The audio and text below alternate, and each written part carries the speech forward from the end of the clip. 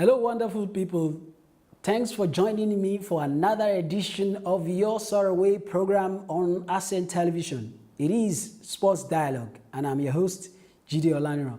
On today's show, we have a very important guest on the show.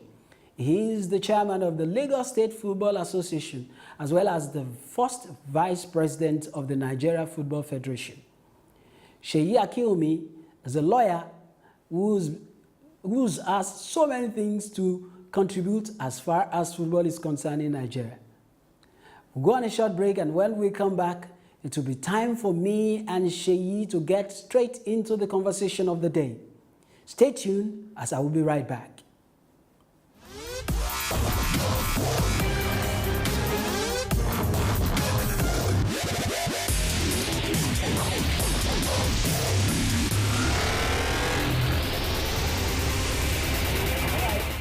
Thank you very much, Seyi, for joining me on this show. What was the motivation for coming into football administration as a lawyer? Well, first of all, it's not true that I didn't know much about terrain. I know a lot. I just wasn't in the forefront. Been running grassroots football for forever. Actually, dabbled in playing it when I was much younger. And I'm not just a football fan. I've always been a football follower. So I learnt about football. I read about football. I followed it. And I don't think there's any stadium that's in Lagos that I haven't climbed the walls at some point or the other. So I then also in 2000, I think it was, I was the counsel to the Lagos State Football Association. My office was in Oniko, and they were in Oniko. I was in Ball Street. So a couple of them were my friends, and they asked for legal advice, and I said, okay, you know what, make me your counsel. You don't need to pay me. I'll gladly do this for you, give my contribution. And did that. Also, at the time when Kojo Williams wanted to run, they were putting together a campaign plan and working plan for him, and they brought it to me to help put together. Till today, Kojo has had no idea that I was involved. We weren't really friends, but because I had a lot of information and I think I knew a lot about those things, I was able to help. So I've been involved, not just in the forefront, until in 2009 or thereabouts. First of all, when the then minister called me to advise on various things related to football and the issues they were having in the FA and all that at the time, and ultimately led to my being appointed on the presidential committee on football development in Nigeria. You recall that at the time it was announced that a caretaker committee for the NFF was appointed and reversed by the president a couple of days later. I was on that list, and I was the one who wrote a paper advising the president, the minister who gave it to the president, that it's not the way to go. And that's how the Committee on Development of Football in Nigeria came about, and I was a member of that. So I have been quite involved for many a year, just not making a whole lot of noise about it. You came into Lagos FA at a time things were falling apart. How did you steady the ship? For me, it was pretty easy, actually, because I wasn't part of the rancor. What I had heard was that the various camps. So when I came in, I think that people felt that once I threw my cap in the play, that the government of the day would support me.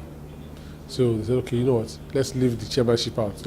We can fight from vice chairman down. And so I was a neutral. But I took a decision at the time when we were campaigning to go to both camps, meetings of both camps. And I think what killed it for most of them was that at the first meeting I went, I said to them, look, when I leave here, I go to the meeting of the other camp. I don't see why you think you must win everything.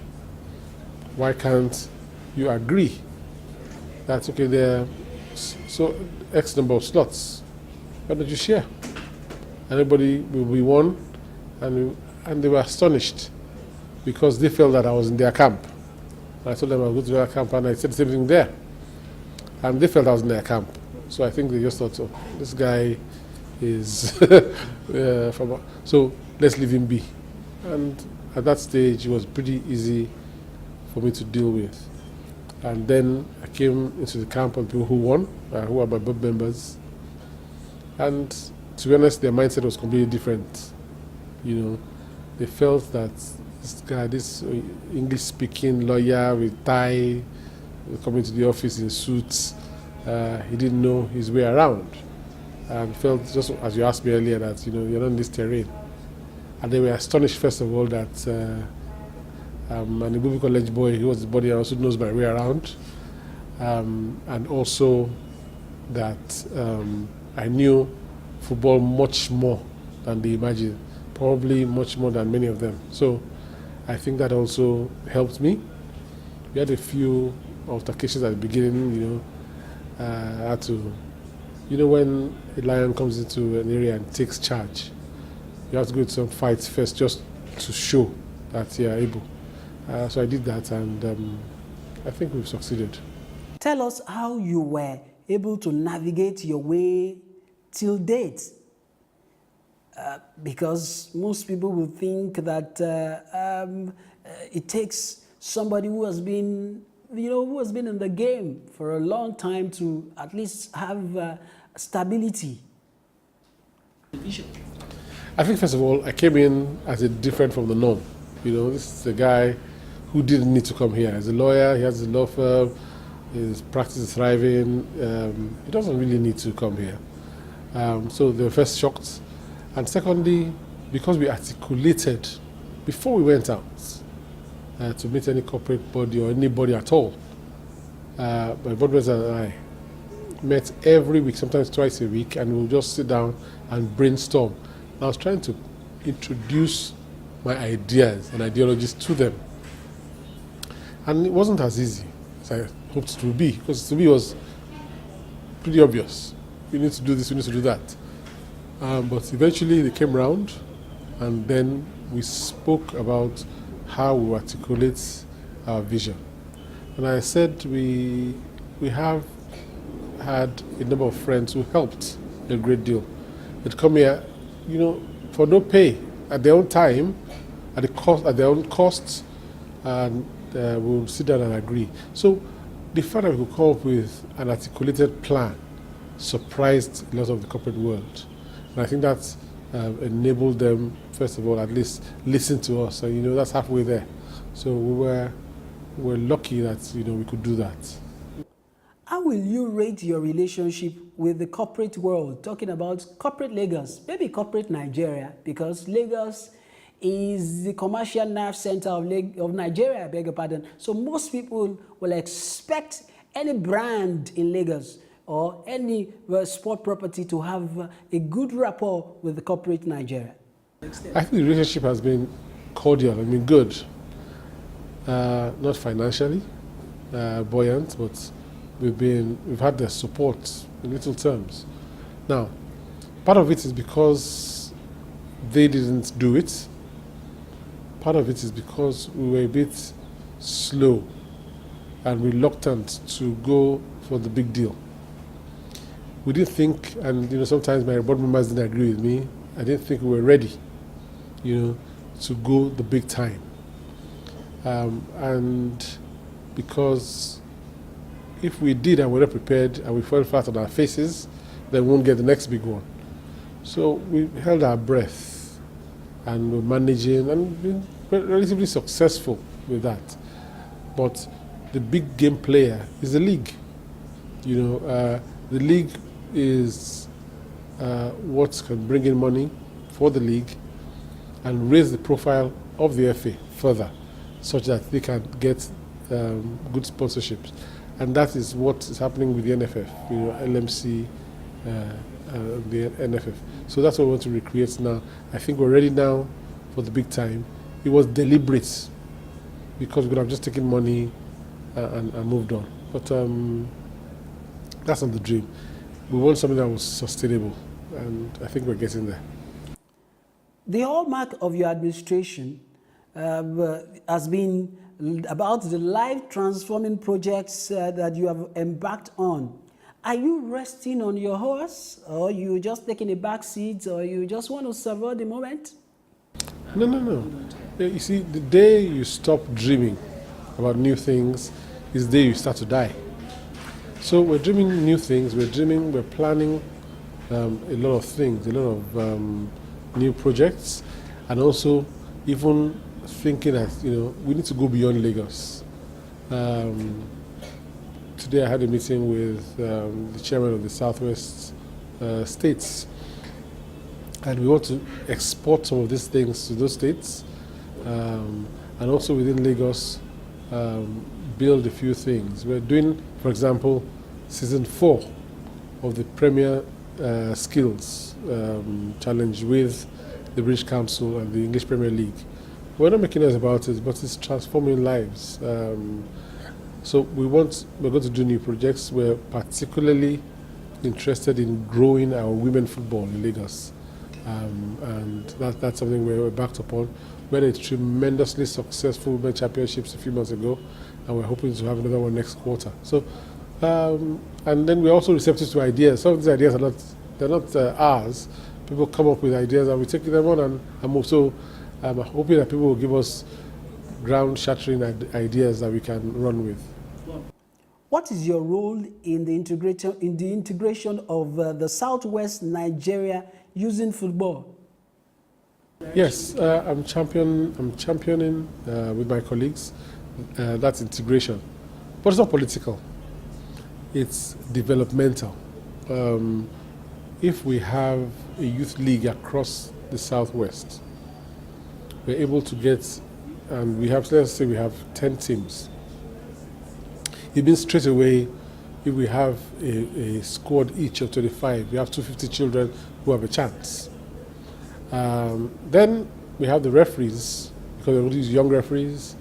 We have the coaches, we have the medical team. We're creating employment, we're creating business. Around each stadium, there's one who will sell biscuits, there's the one who will sell soap.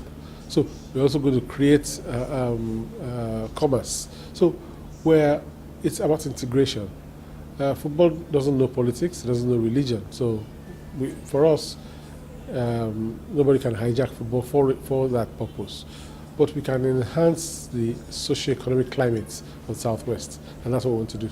You combine your role as the Lagos State Football Association chairman with the vice presidency of the Nigerian Football Federation. How do you run everything with the home front? I agree. It's the blessing of God, and I think I've been prepared for it. I've always been that kind of person who does 1,001 things, and somehow I managed to do it. Sometimes I wonder how, but I see one of my kids, my daughter, who is like that now, and I can then begin to see, because I think what suffers a lot is my sleep. I live virtually by my iPad and my phones, and when I see my daughter up at 1:30 or 2 a.m. on a laptop, I look in the mirror. But that's the way it's always been with me. My kids would sometimes take my iPad and hide it, and I'm lost, and I go to bed thinking maybe I left it in the office. But I think that's really the way. And when your heart is good, God creates a way. So I just carry on. When I get tired, I sleep. That's all. gave you the confidence that you could survive the turbulent politics of football administration at the Nigerian Football Federation when you were going in initially? Let me tell you, for me personally, what happened wasn't I didn't plan to go to the NFF. You know, I keep on telling people, you know, even now when people tell me, "Are you going to run?" I said, I really have no idea whether I want to run again or not. It doesn't. That's what I was thinking about. And I didn't plan to run for the NFF either. What happened was we're running stuff in Lagos, and I think, you know, doing reasonably well. And we then hosted the NFF president and a few people at my lounge. You know, I also own a lounge, so I have various lives. And we then were discussing with my Southwest chairman, and we're telling him, he came to really wanted to lobby us, basically. And we said to him, look, why should we support you? I asked that question. I said, why should we support you? And he says, this. I said, why are you asking that question? And he said, I want to know why we should support you, because as president, what have you done for us in Southwest? And says, what do you want? And somebody said, we too want to be on the board. I said, okay. And somebody said, no, not just be on the board, we want vice president. And I said, okay. I said, okay, just nominate somebody, and everybody looked at me. And that's how the issue of vice presidency idea came in place. Now, when we had all that problem with the other camp fighting, and they locked the president up and blah, blah, blah, being a lawyer, I could analyze things. So, and I read the statutes back to front and front to back, read the FIFA statutes the same way, and I could analyze. So I analyzed things at various times. So I sort of became legal counsel, and I was doing presentations for them, and I realized that many of them had never even read the statutes. So I was interpreting it for them, giving presentations, and I think that endeared me to the people. So it was a no-brainer for me to win the election as the vice president. And then the second thing that gives me belief was we wanted to do the Super League in Lagos about 4 years ago. And we had made a lot of progress. We'd met with IMG Group, the group that, you know, markets the media for the EPL. We had about 6 or 7 meetings, probably 9 meetings with them. But the then Minister of Sports, Bolaji Abdullahi, went to them for something else, and they told him about the plan that I had. So he called me and said, Seyi, you can't do this. If you do this in Lagos, you're going to kill the Nigerian Premier League, because even Rangers come to Lagos and they come and play this league. So put this in the cooler and come to the national level and let us raise the game of the MPL. And that's how LMC was born. Because I said, look, I'm afraid NFF, they will not agree. He said, leave that to me. So we sorted it out, and we started LMC. We worked really, really, really hard. I'm not sure I worked that hard because night and day was taxing. And LMC was birthed and where we are today. So if we could do that and change the landscape of the league, where we went at a time and saw 150 people stadium watching 2 top teams play, to a place where we have over 10,000 in simultaneously more than 6 or 7 stadia on a Saturday or Sunday, then Nigeria football can be changed. What is the next territory to conquer for you? Because, you know, human needs, wants are insatiable, and I know you always want to do more. So what is the next territory to conquer? Okay, the next thing for me is to actually actualize this Southwest States Football Forum and the Odua Youth League, as well as the Eco Football Super League. I think that if we're able to get a commercially viable, entertaining and community-based league in Lagos, I I would have satisfied a lot of my aspirations, because that league will change the landscape forever. And that league will create opportunities for kids. That league will enable people to appreciate the concept of eco-football, that education is not an alternative to football. It is actually complementary to football.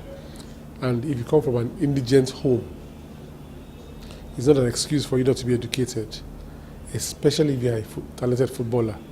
You have the opportunity to use that talent to enhance your education. So if we're able to do that, for now, I'll be extremely happy, and continue with the other things I do in life, do my law, listen to my music, and do my charity work. I actually love,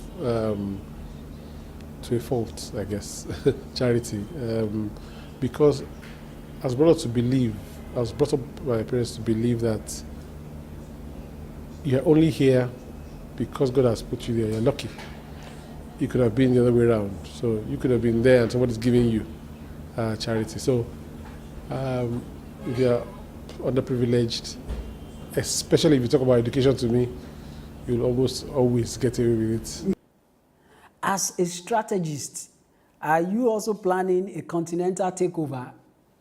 Of course, we've seen you support the president of the Nigerian Football Federation, Mr. Amaju Pinnick, and he has even mentioned you as one of the silent strategists behind his ambition in CAF. And I hope that one day you two, you won't just decide to throw your hat into the ring. If it comes, it comes. Really, it doesn't make a difference to me. If we're able to achieve enough for somebody to say, come to CAF, and if I think that I can impact it, then I will go. But I don't have any aspiration. I want to get to the highest level of football or anything like that. I want to be in any position where I can help kids to meet their goals. So, I mean, I'm over 15 now. How much, I'm not going to relive dreams that I had in my youth. So if I can assist the kids to live their own dreams, then it's fine. If that means that being CAF, then so be it. Thank you very much, Mr. Seyi Akinwunmi, for joining us on this program, Sports Dialogue on Ascent Television. It's my pleasure. Thanks. Okay, that has been the chairman of the Lagos State Football Association, as well as the first vice president of the Nigeria Football Federation, Mr. Seyi Akinwunmi. Seyi Akinwunmi has been able to bear his mind on some of the questions we've been able to put to him on today's show. If you enjoyed every bit of the show, join me for another edition of the program, Sports Dialogue, on this same platform very soon. Until I come your way, keep watching Ascent Television.